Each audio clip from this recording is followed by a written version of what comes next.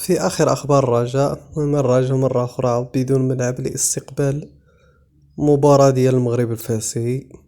السلطات المحمدية اعتذرت بسبب وضع الملعب رهن إشارات المحمدية والسوالم والوداد بالرشيد تشترط اللعب بدون جمهور جديدة من مشكل اللي وقع. زيمباور قال لهم بلاصة فين كان بدلو الفيستير ماشي في المستوى ويتقلقوا صافي وما يحيدوا له الملعب في خطرة حتى هو فيه شحال الهضره صافي تكمش.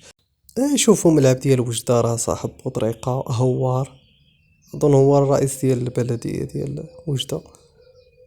يشوفوا معاه هوار يقدر يعطيو الملعب واخا البعد هاني. راه كاينين الرجاويين كرسي في وجدة بركان يتفرجوا ما من حقهمش يتفرجوا حتى هما ما غاديش يجيبوا الوجدة ولا يشوفوا داك الملعب ديال مولاي رشيد في كازا الا باقي في صالح. واخا كيقول لك اسيدي سادين وما فهمتش قالك داروا داك الملعب ورجعوا سدوه ما لعبوا حتى مقابلة.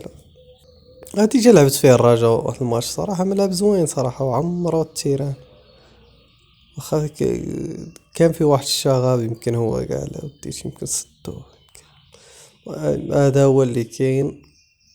عطيناكم الرأي ديالنا بخصوص الملاعب اللي كترفض تعطى للرجاء. صراحة اصلا ما كاين ملاعب، كاين هادو الملاعب الصغار ما كاين. العربي الساوري دابا راه كيتصلاح الابجيك وما بغاوش السلطات.